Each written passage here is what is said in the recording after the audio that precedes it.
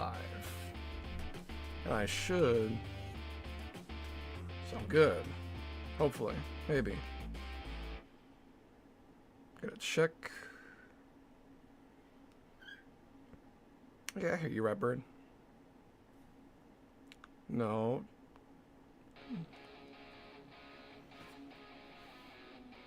Okay, I am live. Do I sound good?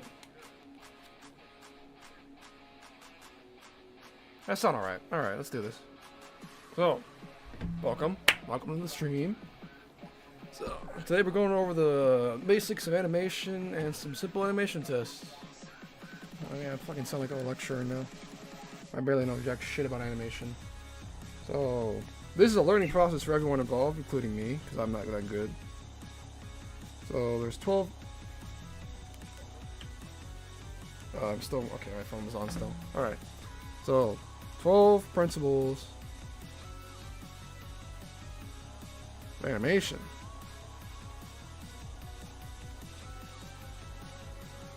Yes. So, there's 12 principles of animation. They can be broken down to, the first one is squash and stretch. So, squash and stretch means that kind of, like, imagine old kind of like rubber hose type of animation, kind of like Looney Tunes, stuff like that. So, like, let's say when you drop an object on the ground, it falls. It will kind of squash a bit when it hits something, and it kind of, fuck, I'm really bad at explaining this. So squash and stretch is like when you drop something, you can give it a bit of squash to make it kind of seem more lively, more alive, or you can kind of make it more like when an object's moving quickly as well, and all of a sudden it stops, you can kind of give it like a bit of squash to go to the side a bit, like it's following through with it. That makes sense. Now the key is to not like overdo it, and to make sure you keep your volumes consistent when you use squash and stretch. So like a small ball here, like you wouldn't exactly like give it like a massive profile. You want to keep things consistent with the volume. You would kind of like give it a small squash. Remember to keep volumes consistent when you squash and stretch. That's one of the most important things. And don't overuse it all the time. Just even like a little bit, like a small amount of squash and stretch can improve your animation massively. So I'm gonna move this out of the way. Hope that made sense. Second principle of animation is anticipation.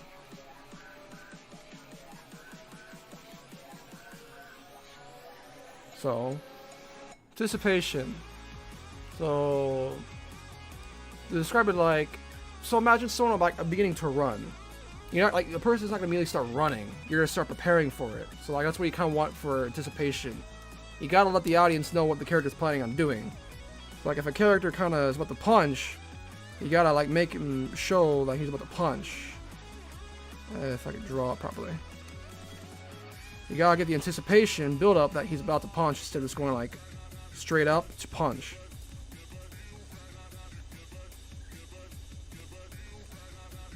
You gotta get the anticipation first, before you actually start making a punch. Or else it kind of look janky and weird. So, try to use anticipation as much as possible. Like, try to use anticipation. Just imagine what you would do kind of before you do an object. Like, before you do an action. Like if you're about to jump, you're like crouched down a bit before you actually jump instead of just jumping straight up in the air. And this could also kind of apply to like non-physical objects, kind of. Like, I would like kind of like, I don't know, like a gear kind of like moving, like twitching a little bit before you actually kind of make it move. It's like you need to like let the audience know that something's about to happen. Which leads into the next thing, staging.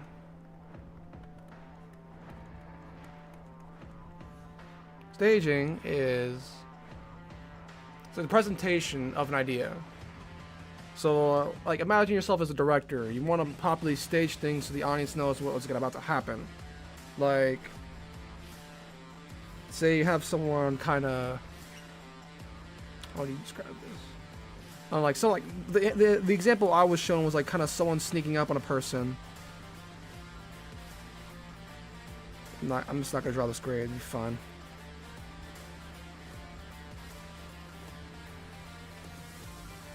This is kind of like staging. You want to like show the audience what's about to happen before it actually happens.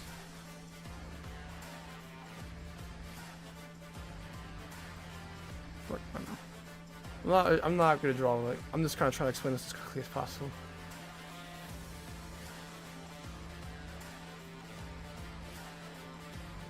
So, move that out of the way.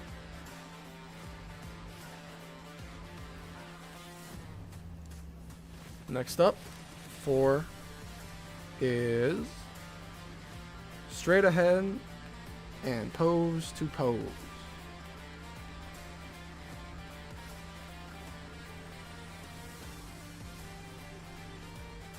So straight ahead animation, pose to pose animation.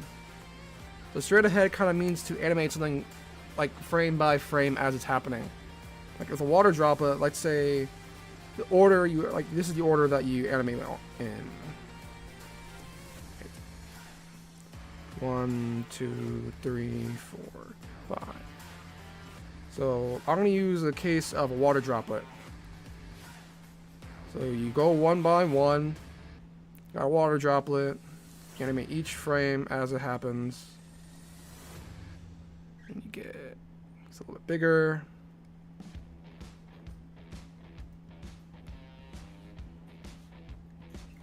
Bigger.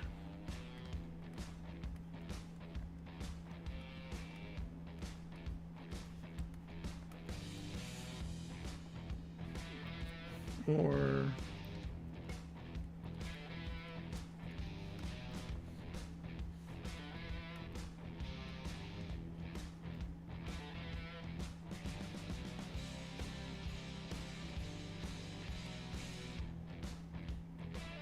That is straight ahead animation. No. Pose to pose animation is where you get, so you get the extremes first. So you would get the water droplet here. So 1, and you go to the other extreme. So the first one is the beginning pose, and this is the other extreme. So you start with, I'm not gonna redraw, I'm just gonna copy and paste. I'm lazy. Copy and skadoosh. So you go from one extreme to the other. So you go like 1, this will be your second one. This will be your third one right here. 1, 3. No, you do 1, 2, 3, and then you go 4 and 5. So you just do the extremes and you go back in to fill.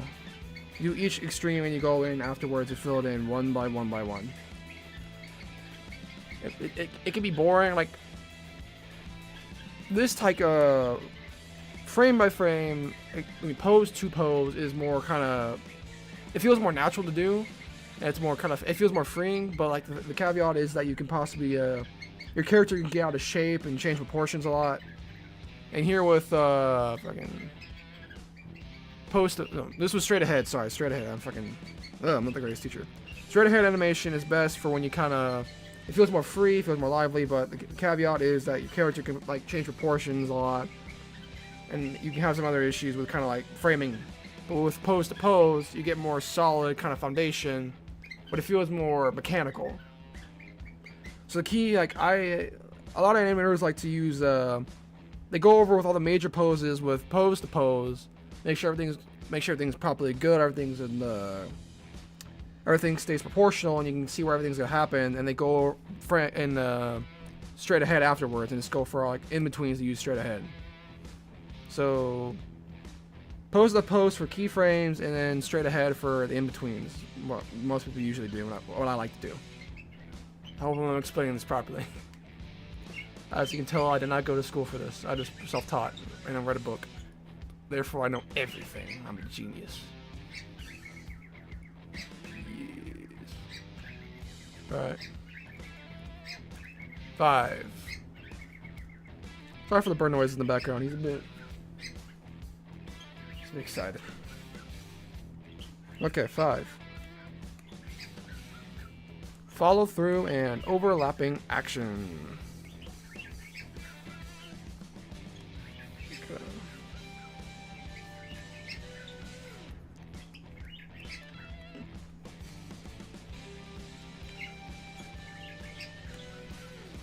So, follow through and overlapping action. So, like for a head turn, let's say it looks here, and it goes to here. Turn the head, like I like to use ears. It's like it starts from 1, 2. So if it's in the middle of turning, so here 3. So let's say the character has ears, kinda.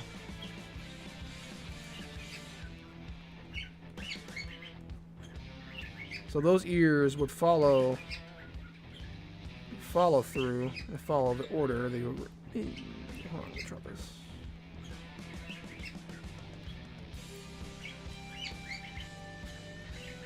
So the ears will kind of trail behind the person before actually following through.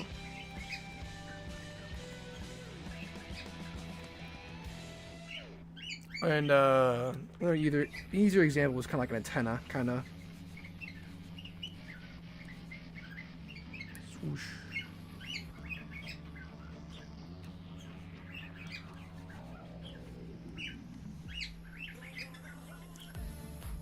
So when an object moves and has like a long appendage attached to it, the longer appendage usually typically drags behind the object, and then continues going past the object once it's full, like once it's fully stopped, and then finally settles back into its resting position after a few frames or so.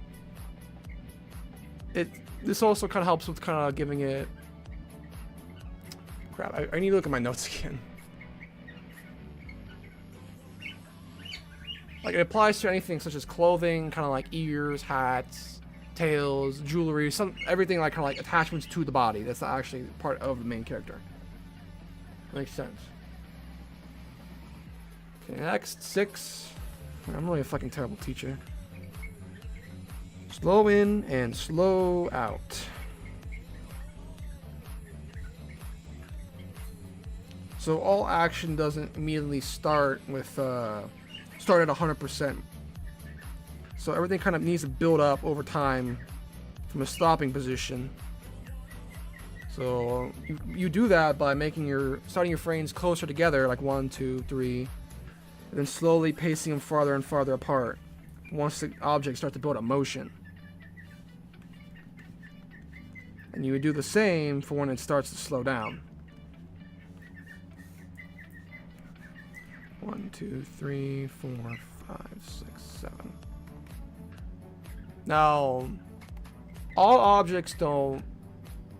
Not all objects slow in and slow out. Like if you drop a ball, you would slow in for when the movement happens, but you wouldn't like kind of slow out once it impacts. You just gotta think of it as an actual object in like an actual physical space. Like, you wouldn't slow in on an impact. You would still increase it. You may slow out once it reaches the top of the arc again, but you wouldn't do it once it's hitting the ground. That makes sense.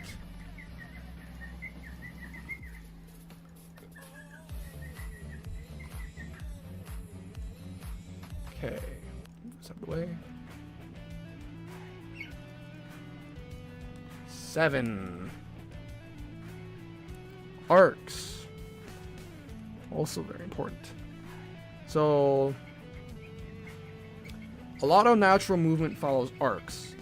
Like you moving your hand, it all involves arcs.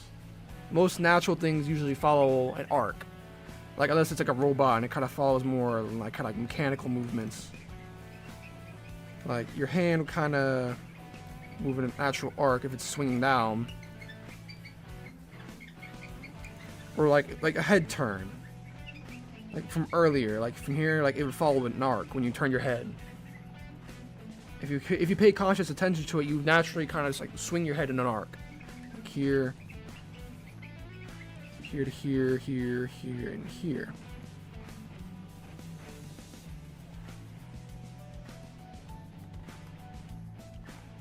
A lot of natural move. I think pretty much a lot of like most natural actions use arcs, unless it's like really mechanical. If you want to get the mechanical feeling, you kind of just do more stop.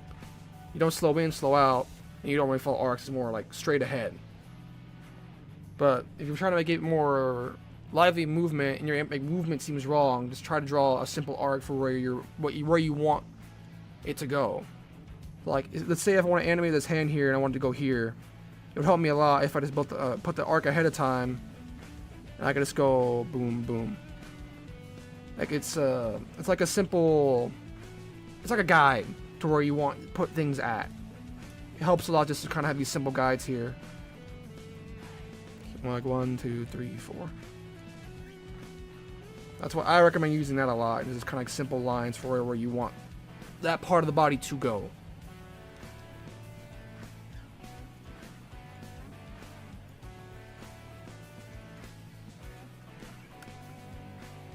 Okay, got arcs out of the way. Next is secondary action.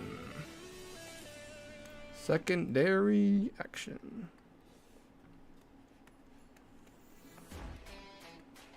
Sorry for the generic music, by the way. It's copyright free, and I don't want to piss off YouTube by using copyrighted material, so. Fucking secondary. Goddamn. Secondary action. Don't. I'm zoned out. Secondary action. So this is. Secondary action is similar to follow through and overlapping action, but secondary action is more like a character doing something like an intentional action besides that. I think follow through action is something that's unintentional, it's just part of the character's body, or secondary action is intentionally done by the character. Or like where you can do, like let's say a secondary action, like, so a main action might be a character like walking.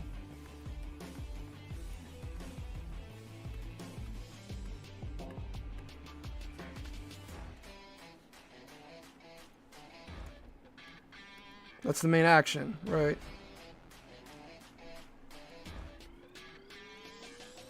But he might have a secondary action of him looking around to give like the audience a better idea of what he's doing.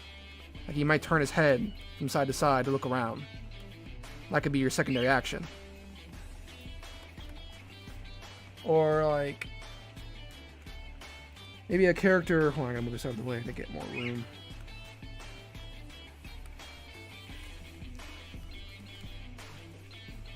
For a secondary, like another secondary action could be like a character is talking to someone trying to explain something. And the secondary action could be their hand going out, like in a placating motion.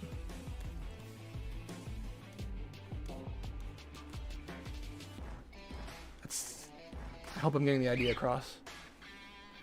It's just another thing. It's just another tool to let the audience know what a character's doing in a given situation. Yes, Bird, I hear you. Sorry about that. It's really fucking... Okay, I gotta shrink this to the side a bit. Weesh.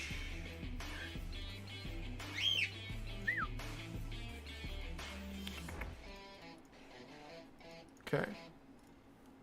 9. Timing.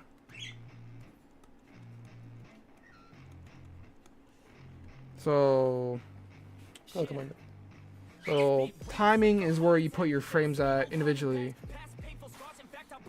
So if you use a lot of frames together if you put your frames closer together and keep things consistent, it gives it a more slow kind of not mechanical, it's slower type of movement.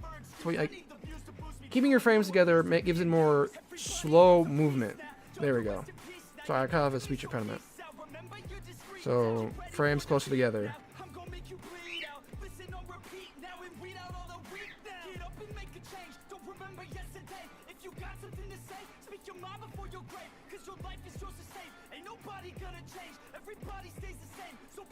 Now to give a faster feel, like to give it more movement, you can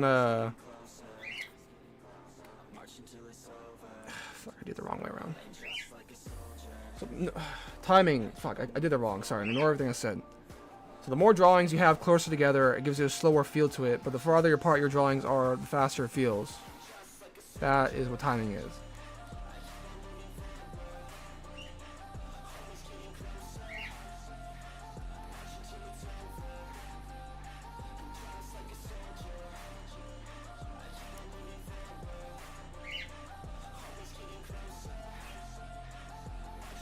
I have chicken scratch handwriting.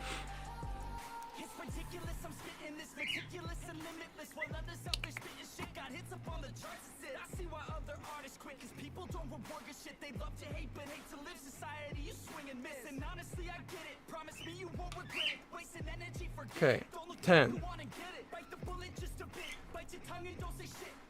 10. Exaggeration.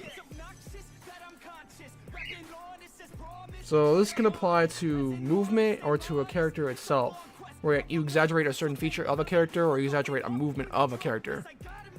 So like, a person's happy.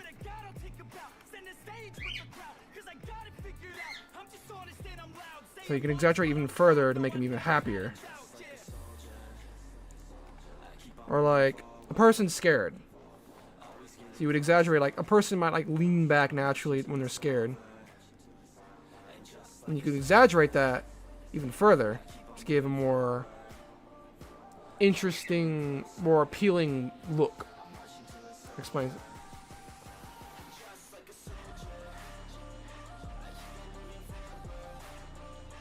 But it's good to overemphasize, but just don't like keep it within like the character's kind of fucking movement. I don't know. I don't know how to describe it. Okay, move this out of the way again.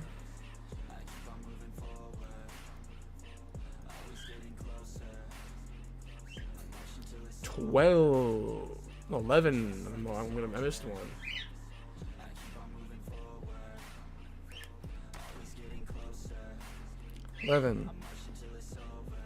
Solid drawings. Try to remember that you're trying to give this like an actual. You're not trying to make things look 2D. You're trying to give an actual depth to it. So try to like remember that it's an actual 3D object you're working on.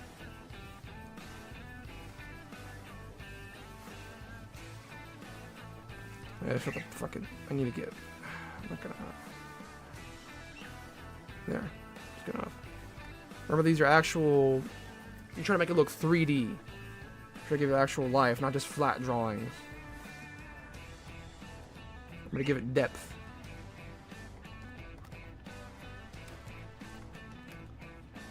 Finally, 12. 12 is appeal. That's kind of hard to describe, but it's usually like the appeal.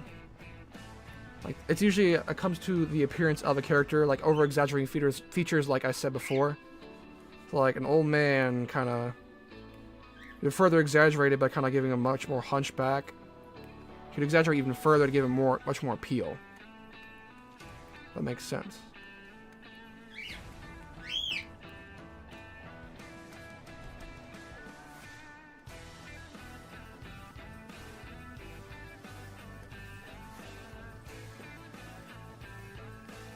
Just trying to over-exaggerate certain features to give it a much more interesting look to a character.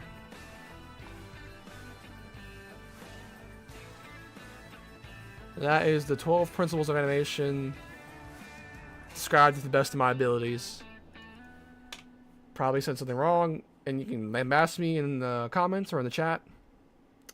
Please do, because I do want people to actually know the right things, not the wrong things. So I'm sorry if I got something wrong. Now, hold on, I gotta take a sip of water real quick. That's killing me.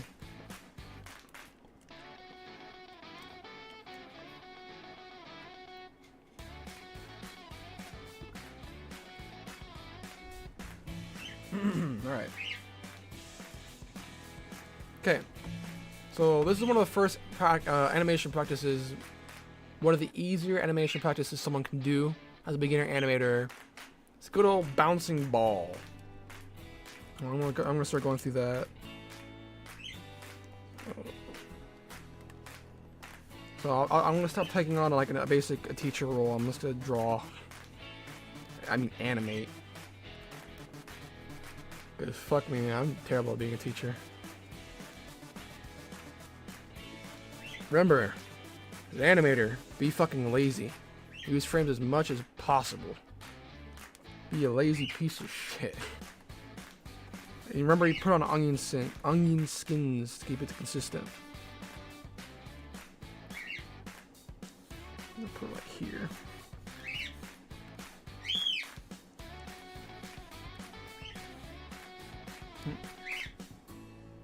Alright, I gotta let the birds out. Give me a moment.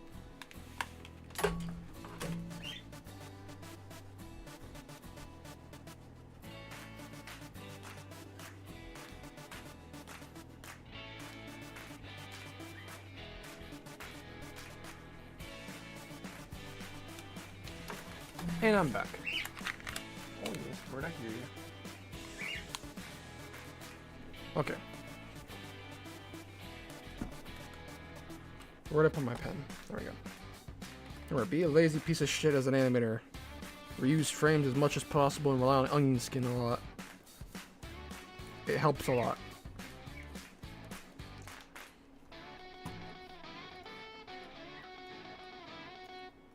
Fuck.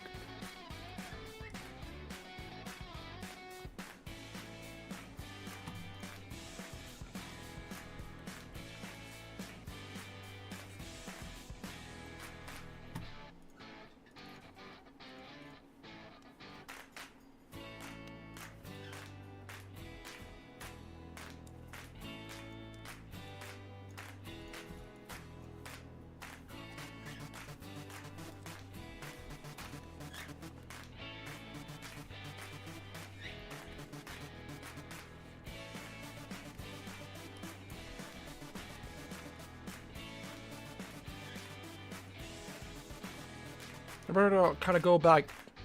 It's good to play through your animation a bit to kind of see what the issues are.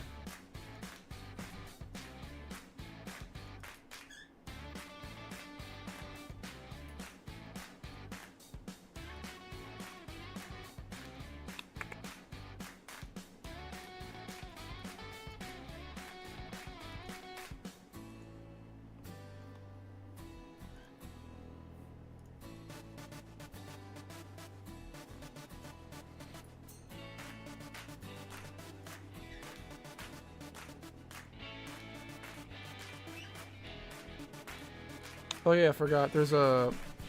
So you can either animate on ones, which means animate on every single frame, or you can animate on twos, which is animating every other frame. And then there's animating on threes, like here, 1, 3, 1, 2, 3.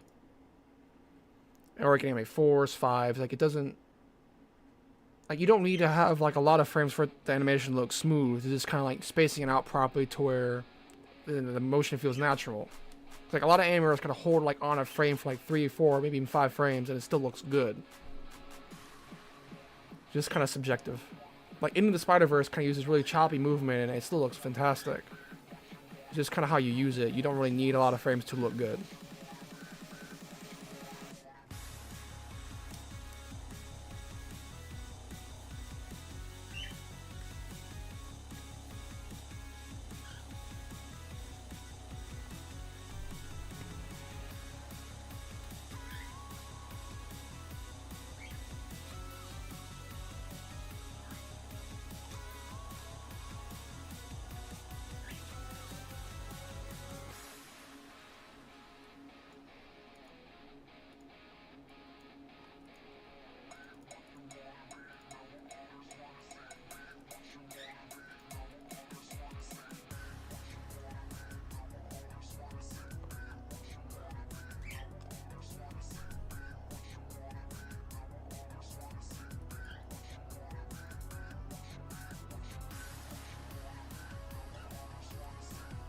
So just before the impact frame, I like to kind of get like a really exaggerated kind of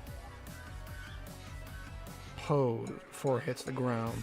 Like just where it's about to touch, you kind of exaggerate it a lot.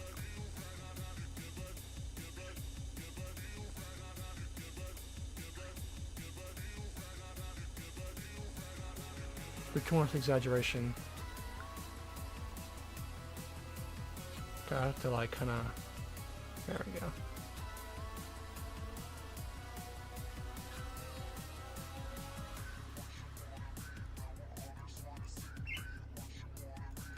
Just flip it.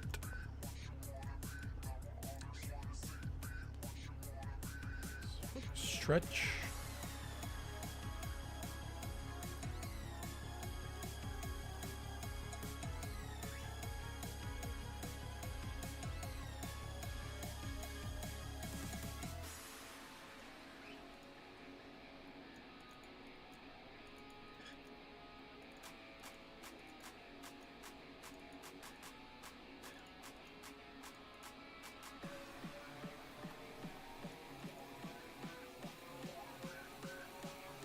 And then copy, paste.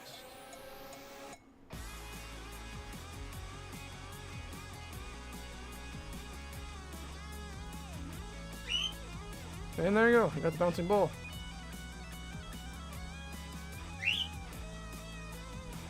Get yourself a bouncing ball.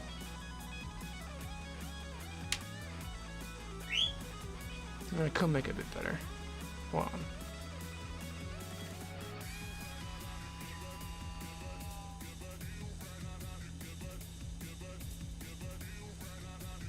Fucking wrist. Remember to stretch your wrists. It's a good habit to get into. Always remember to stretch your wrists.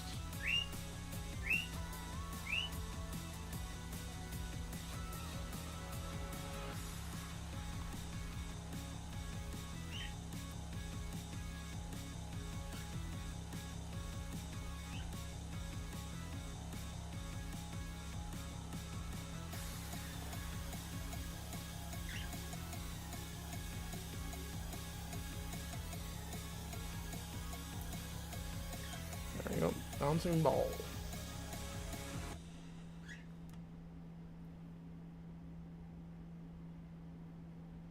Okay. Now, the next one is a bit more complicated. Oh, remember to name your layers. I can't speak.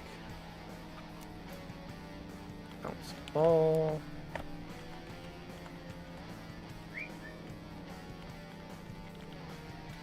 Ball. 12 principles. Animation. Okay. Now, next one is a bouncing ball across the screen. If you go back to my older content, you can see me doing it. I'll just do it real quick for y'all.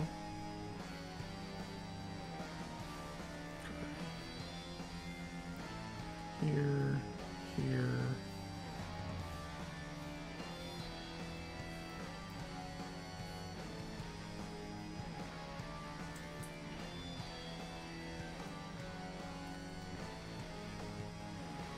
Now we can go about this by starting off here. Getting a frame of reference. Yeah. Don't put everything on the same layer. Remember to use different layers when you animate. Don't be dumb like me. Cut selection to a new layer. This will be the guide layer, and this will be the actual ball. Not that one. Okay.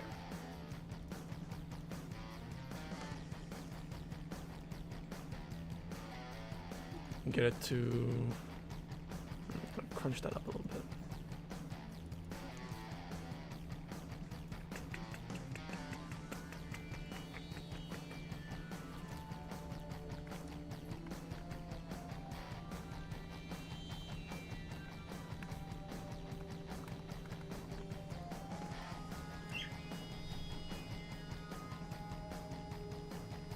Okay, there one.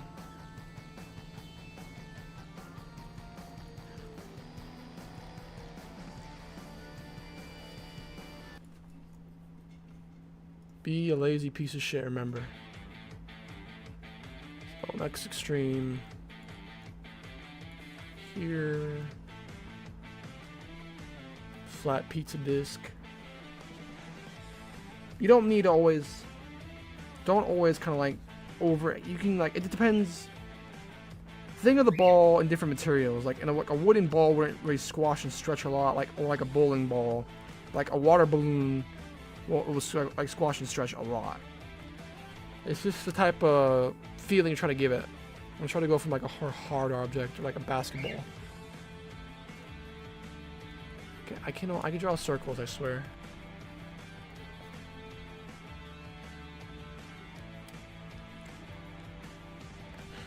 Come on, brain. Draw a circle.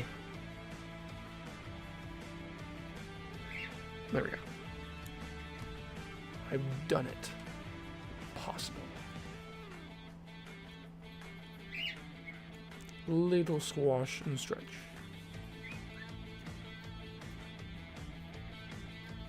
I kind of want to go in the direction of movement.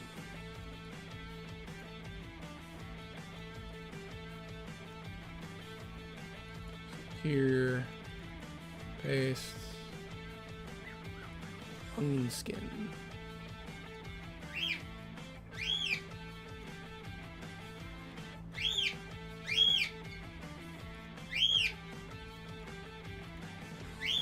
Follow your arcs.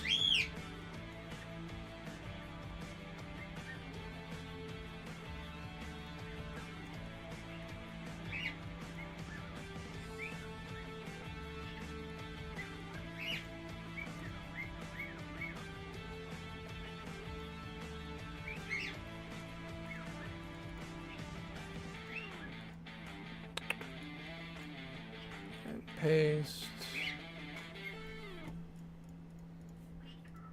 Arc again.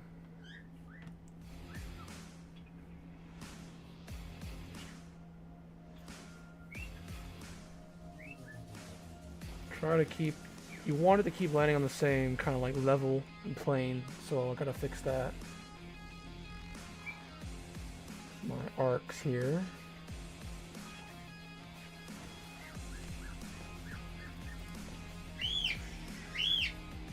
Oh yeah, bird, oh yeah, bird, I hear ya.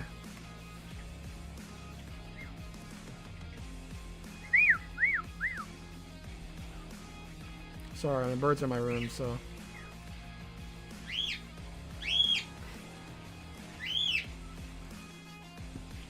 Yes.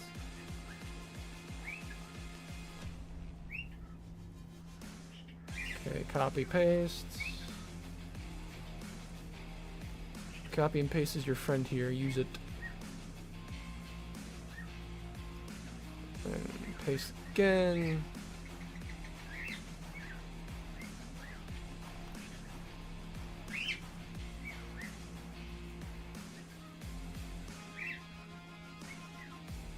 And I can increase that.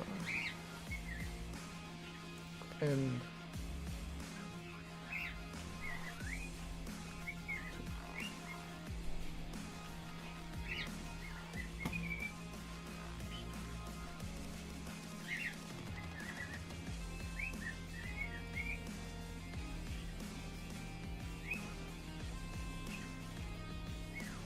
what's this layer?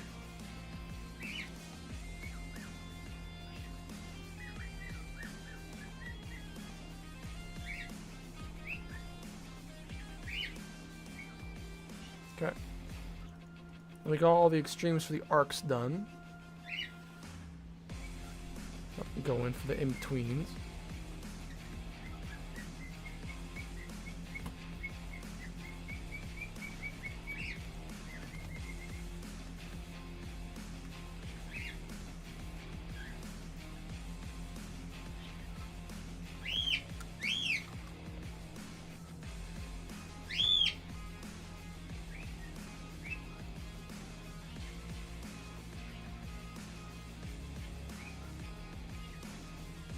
With each successful impact, the squash and stretch will become a little bit less and less over time, because the force of the impact is becoming less as the ball slowly kind of goes forward.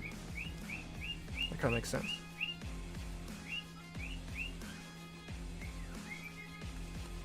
A little bit less squash and stretch here.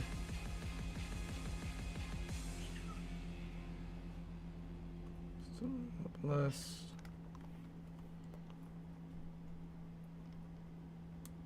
So there's basically none at the end.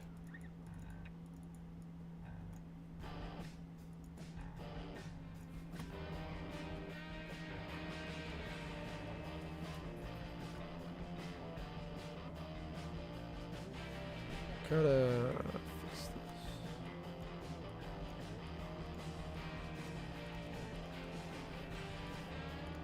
Crap.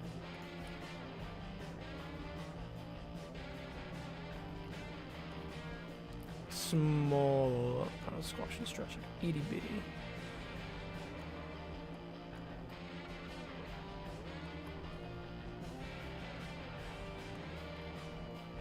Okay.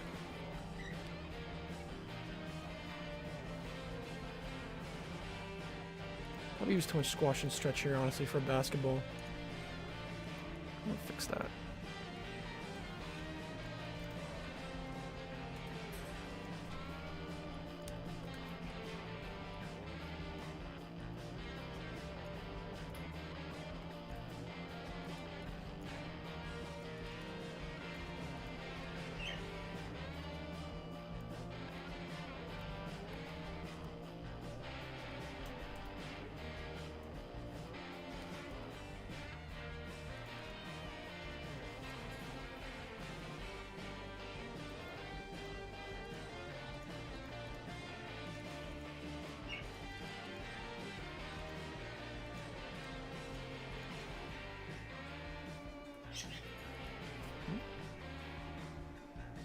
Okay.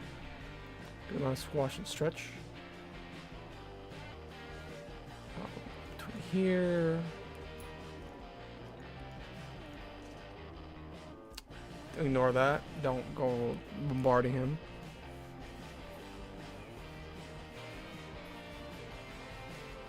Okay.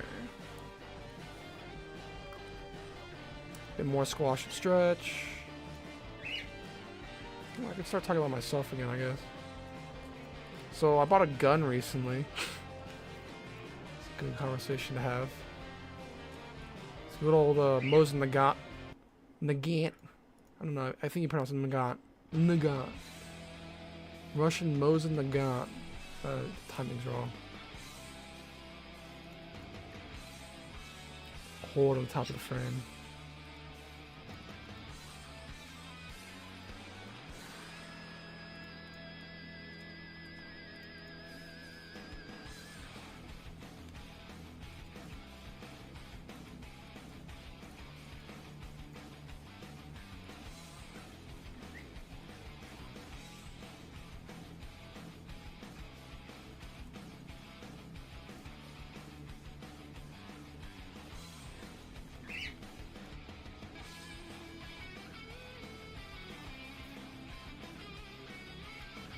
I shouldn't have a. Maybe I should kind of have a. I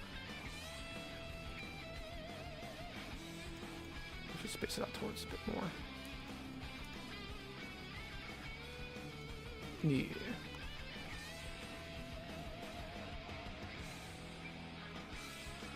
Nah, I kind of feels too slow now.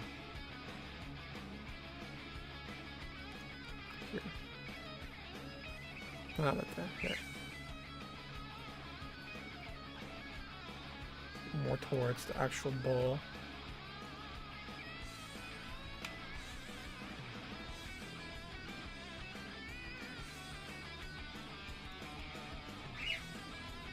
Now okay, that's the issue there as well. The volume issue. The volume. Volume is key. Consistent volume, I mean.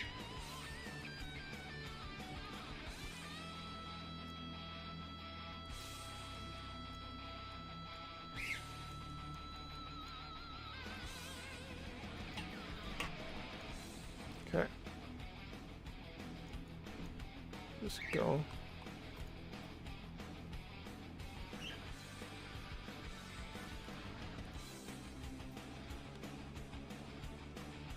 I think I made the basket smaller, of course. I'm gonna take a look. See. 6, 3. Crap.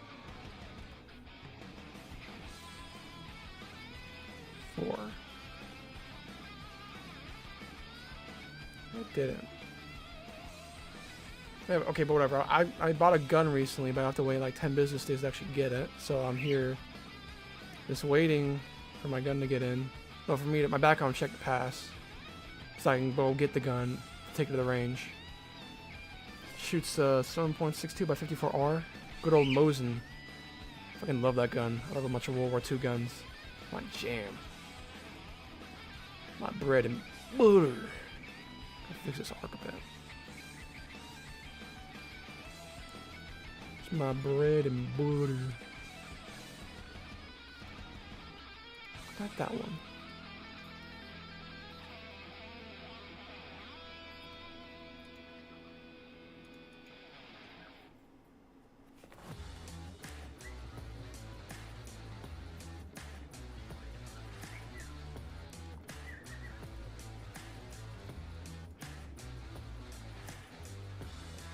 No, it said follow the guidelines, but like I fucked that up beginning arc up a bit.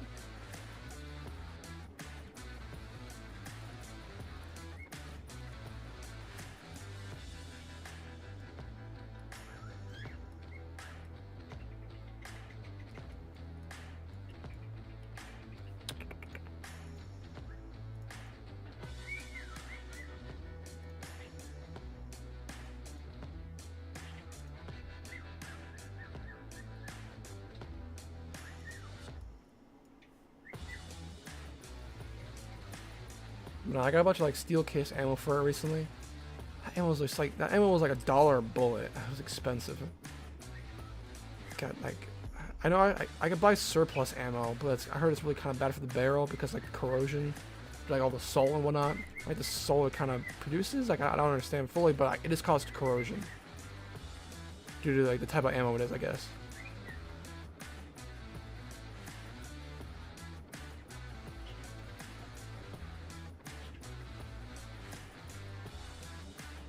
So I gotta, basically I read up online and it basically you gotta pour some water down the barrel.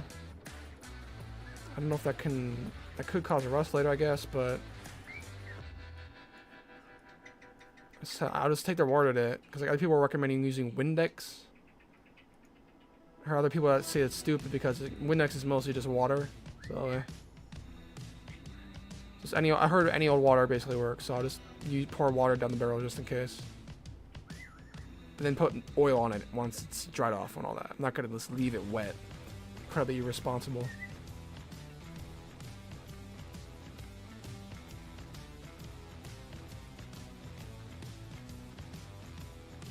No, the timing towards the end is terrible.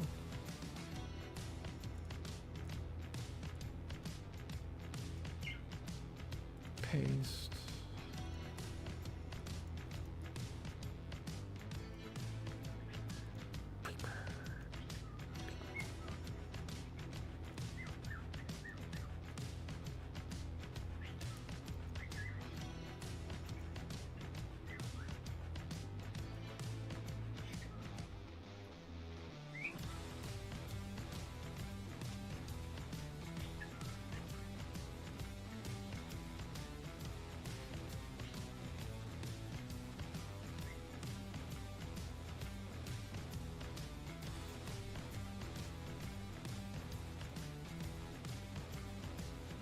Nah, too much fast movement. I'll slow it down a bit more.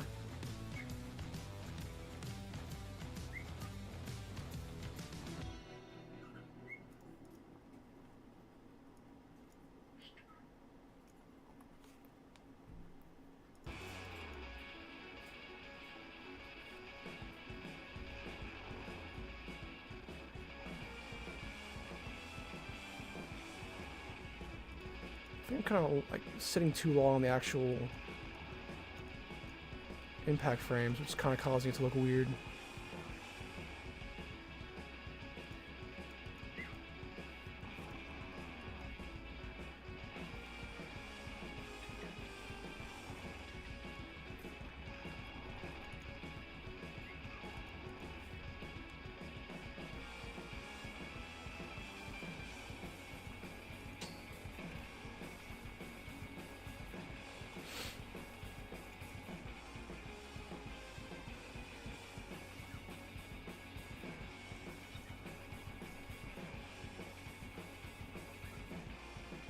Yeah, it's looking a bit better.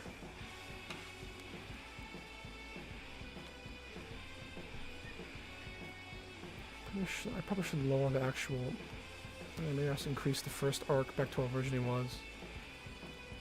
For now, the second arc's a bit too big. Kind of feels janky.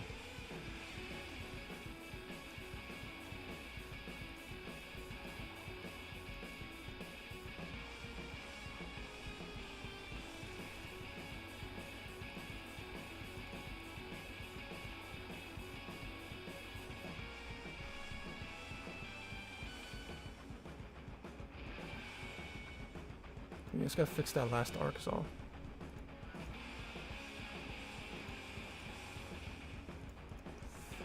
Let me get this one.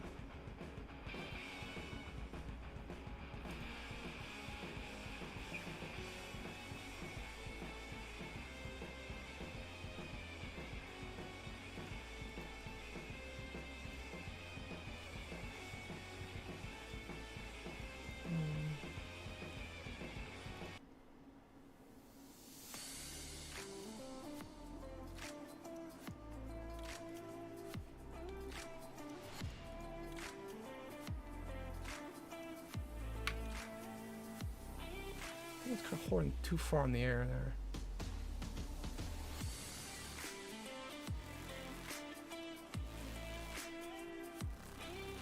I'll just do one frame here.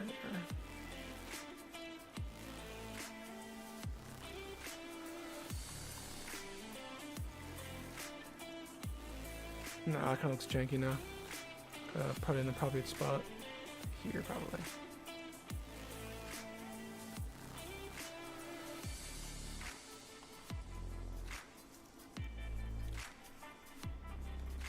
No, I don't look even janky. No. Put the other frame back.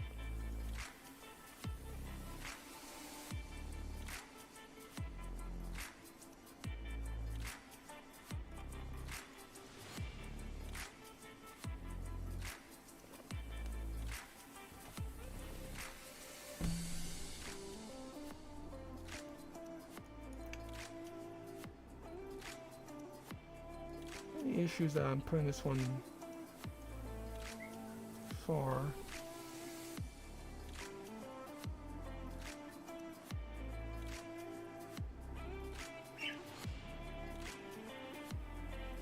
I think that's better. Timing is very, very important, remember. If you have incorrect timing, your whole animation is a little wonky as shit, and you'll feel something's wrong. Always double check your timing. Okay, so thus far we've done not that one. Done the bouncing ball.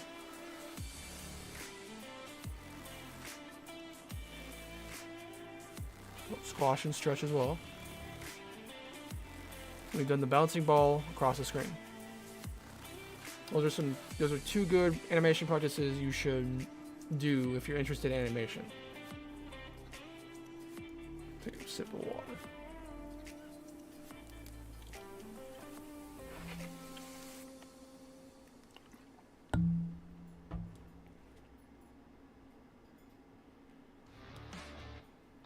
Remember, stretch your wrists. Important information. Always stretch your fucking wrists or I'll kill you. No, your body will kill you before I ever kill you. Bend those wrists down, put a little bit of pressure, bend the wrist up, put a little bit of pressure, twist your arm, face your palm up, push down on your palm, push on the fingertips, so when your palm's facing up. Good wrist stretches to do. And it does help if you do it constantly and consistently. Or else your wrists will start hurting non-stop and it'll be a pain in the ass to ever fucking draw again. How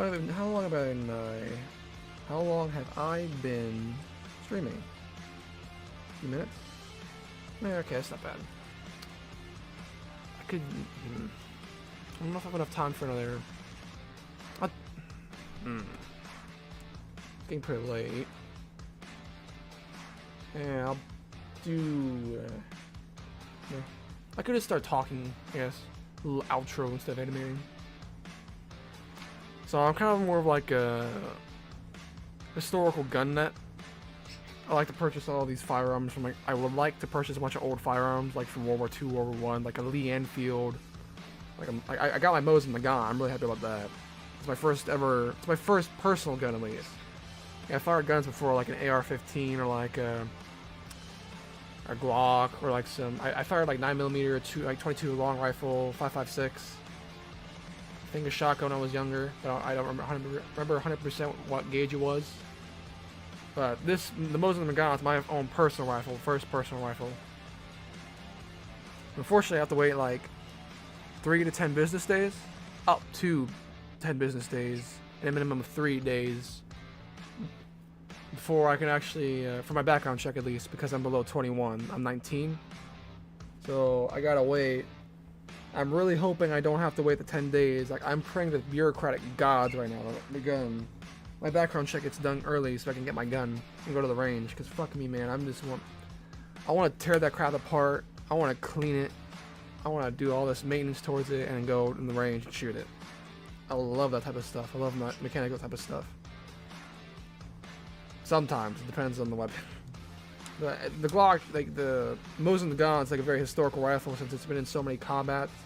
It's been in so many different wars and combat situations. And like also, like some parts, like my father's side of the family is from Russia, so like, it has a kind of a more personal significance because it's like from my great grandfather and my grandfather used those rifles. So I mean, they fought in, like, well, I know one of them fought in Stalingrad at least.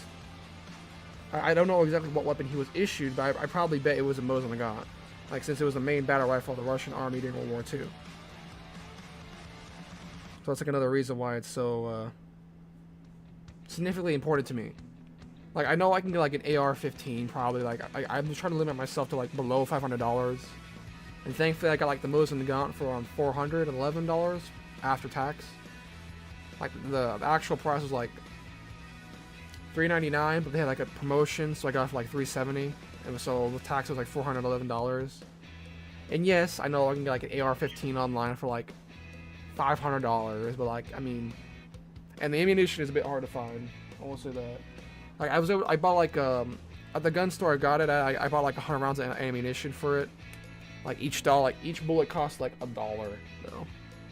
I don't know the price for 5.56 right now. I'm gonna take a look. I think 5.56. I know 5.56 is cheaper, but I don't know how much cheaper it is.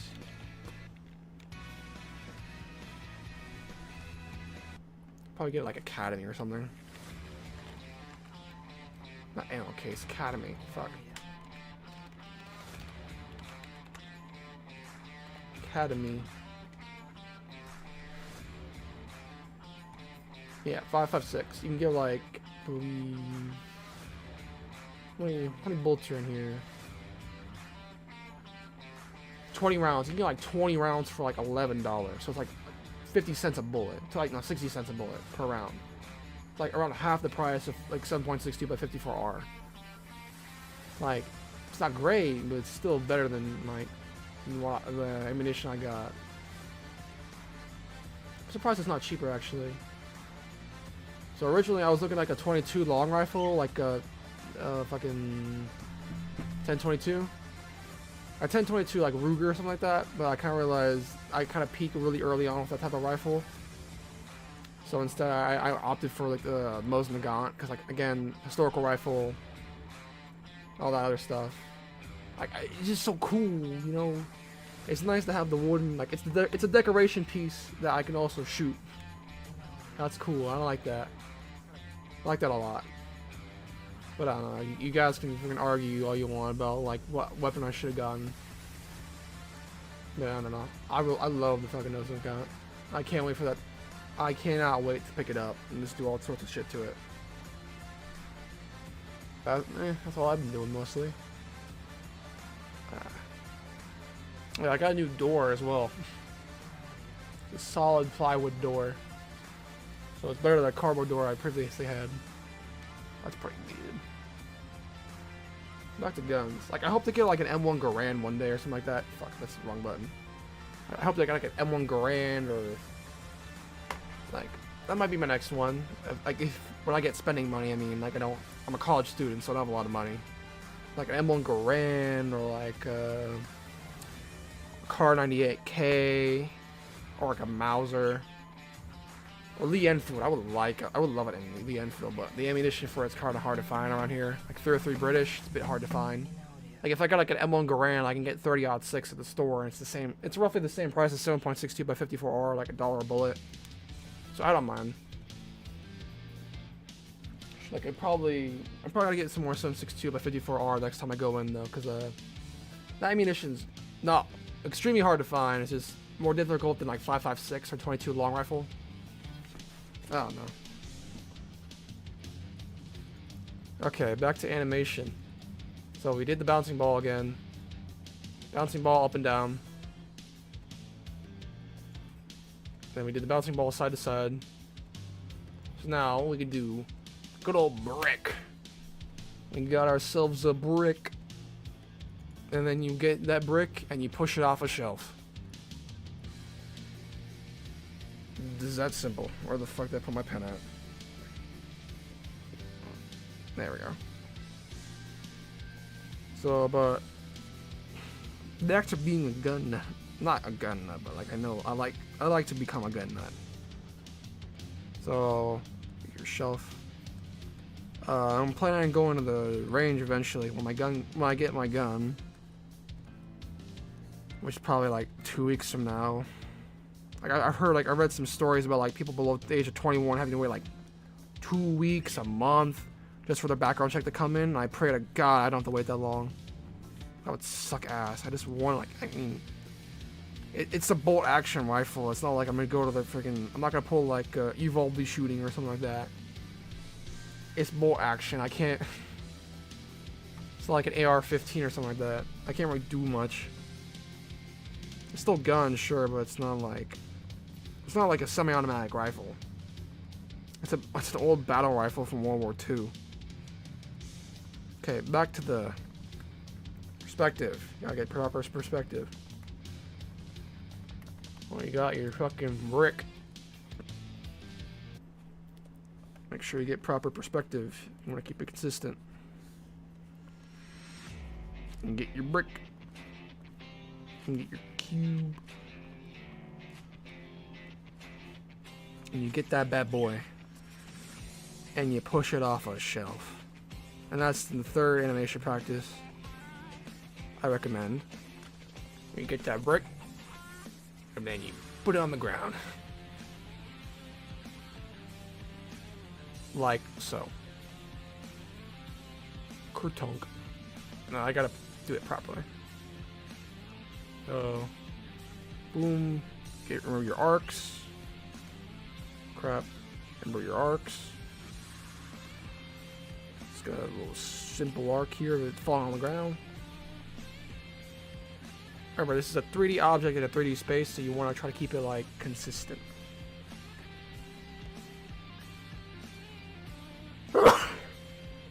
And material, like remembering the type of material that it's made of is also important, because like a brick is not gonna have, like it's solid. You're not gonna have a lot of squash and stretch with that. It's gonna hit the ground. Maybe you could put like a little bit, but not like a lot. Like a small smidgen. Get your brick, put it on the floor.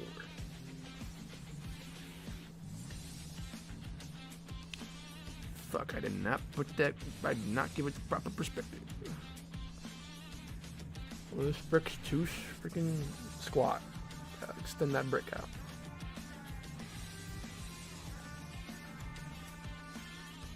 Yeah, mate, too fucking wide, you know.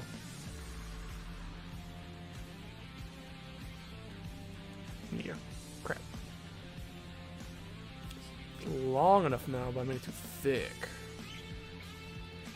Fix that with a little bit of magic. There you go. Yeah, that's about right. A little bit longer. Yeah. A little bit longer. There we go. Shit. Get your brick and you put it on the floor.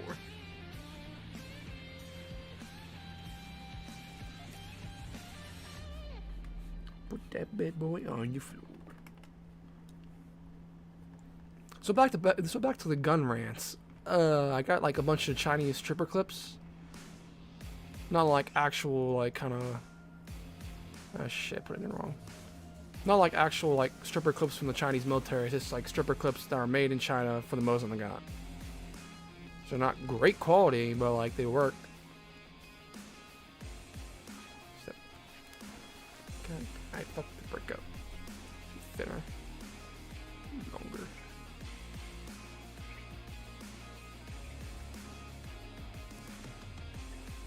Remember when I said I was not an animation professional? This is why.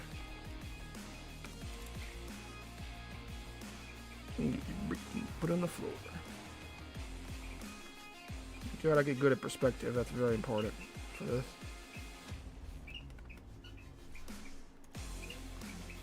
And then get your middle frame here. You get your fucking brick. And you get up a nosedive.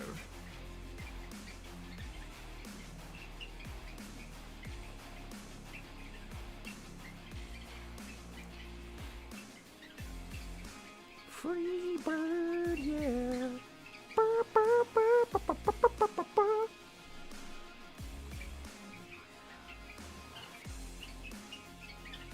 Brick's heavy, brick big, brick dense. Give brick fast fall. Make arc proper. Brick heavy, brick nog. God! Oh no.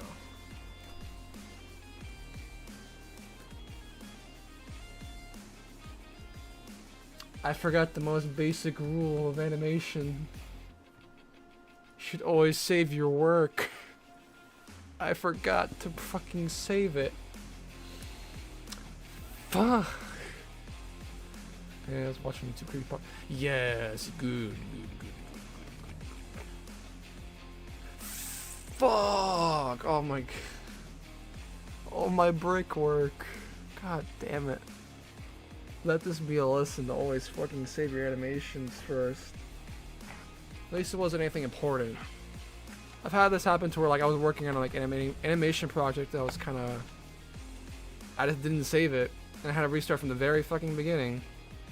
3 to 4 hours of work just gone. That was an emotional roller coaster then. Not as bad as now, thankfully.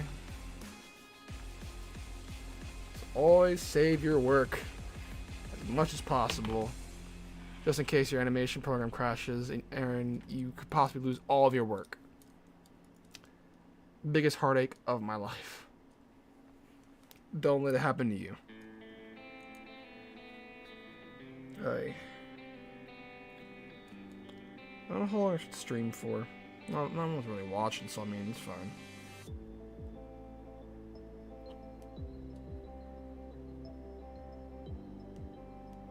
Do I want to...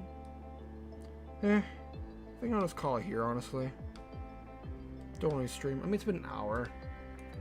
I'll continue, do another stream next Sunday of the same things, just basic animation principles and whatnot, I think.